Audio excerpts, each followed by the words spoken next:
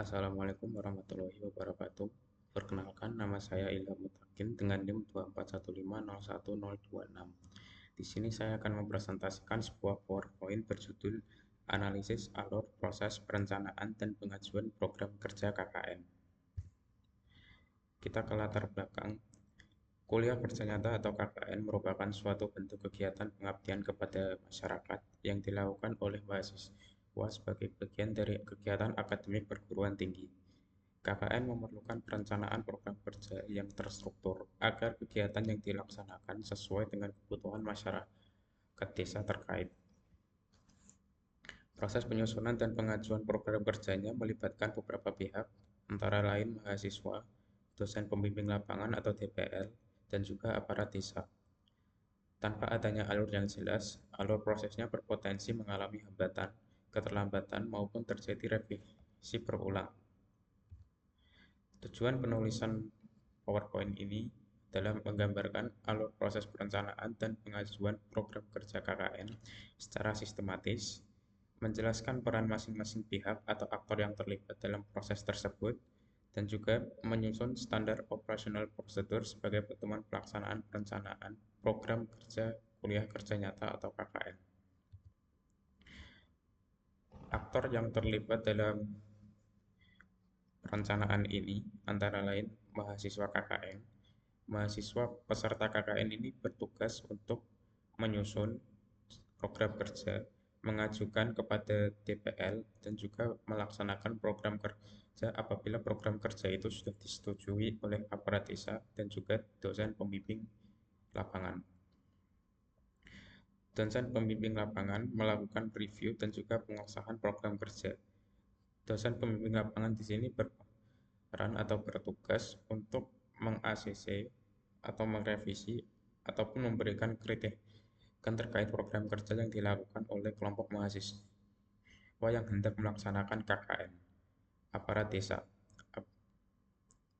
Aparat desa bertugas untuk memberikan masukan serta menentukan apakah menyetujui atau menolak terkait program kerja yang telah diajukan oleh kelompok KKN.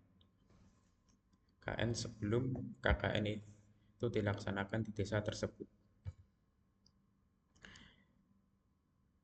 Kita masuk ke flowchart cross function. Di sini menggunakan streamline untuk memisahkan peran para aktor, menunjukkan alur kerja lintas pihak, dan juga menekankan urutan proses dan titik pengambilan keputusan.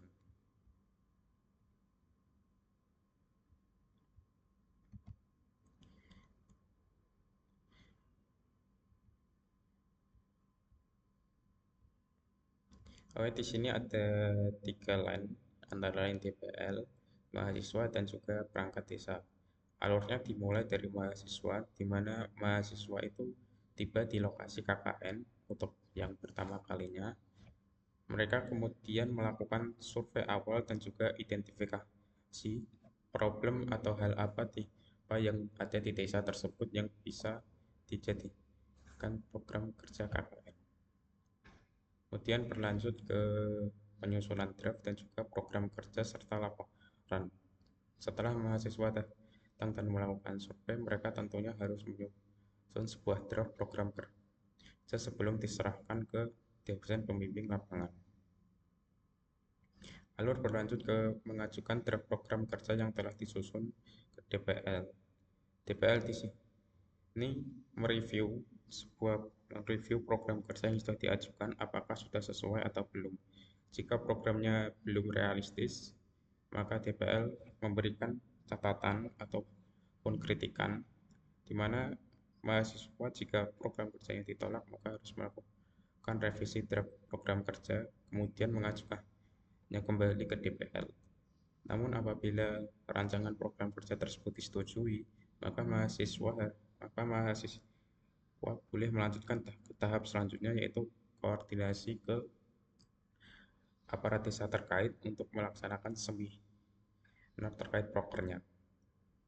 Mahasiswa kemudian melakukan presentasi program kerja atau seminar desa terkait, yang kemudian aparat desa berhak untuk memberikan feedback ataupun izin pelaksanaan terkait program kerja tersebut.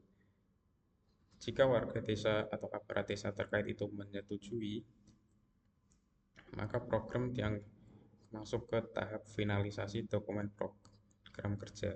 Namun jika aparat desa tidak setuju, maka konsep atau program kerja yang sudah disusun harus direvisi maupun dibuat dari awal menyesuaikan dengan apa yang diinginkan oleh warga desa terkait.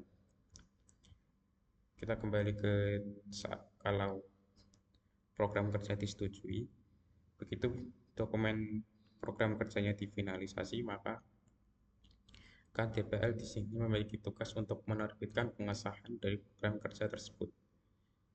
Alur kemudian kembali lagi ke mahasiswa, di mana mahasiswa mulai melaksanakan KKN di desa terkait.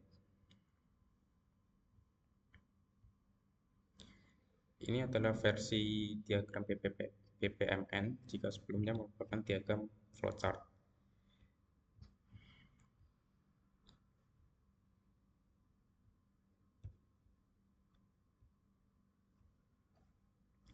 Masih terdiri atas 3 line, yaitu aparat desa, DPL, dan juga mahasiswa.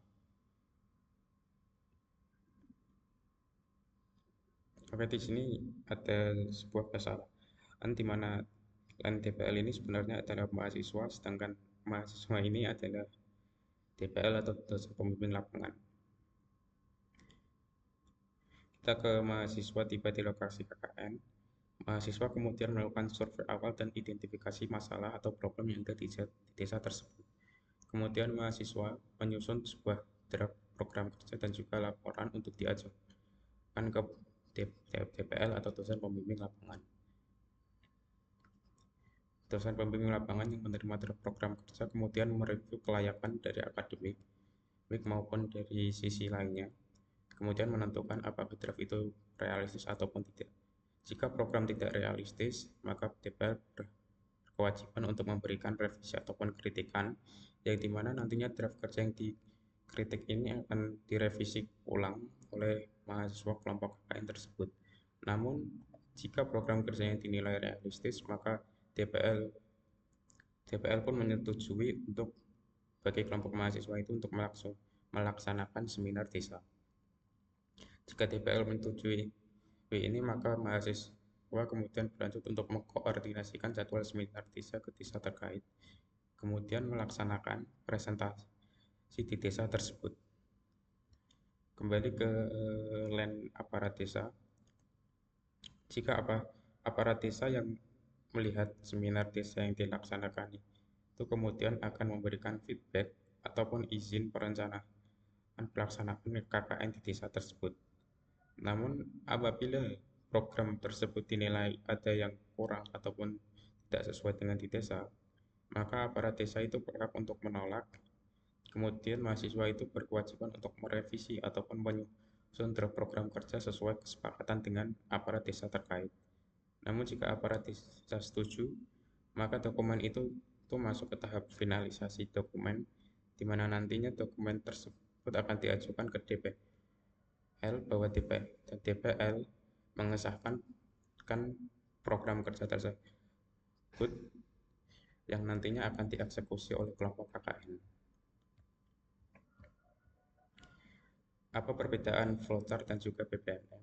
Flowchart cross function menggambarkan urutan kerja secara sederhana dan mudah dipahami secara visual setelah tidak memiliki standar baku.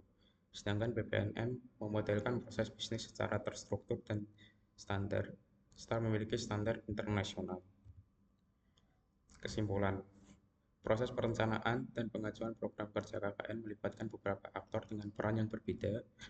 Flowchart cross function dan BPMN digunakan untuk memodelkan alur proses dari sudut pandang yang berbeda, dan penyusunan SOP membantu menstandarkan proses perencanaan program kerja KKN. Sekian, wassalamualaikum warahmatullahi wabarakatuh.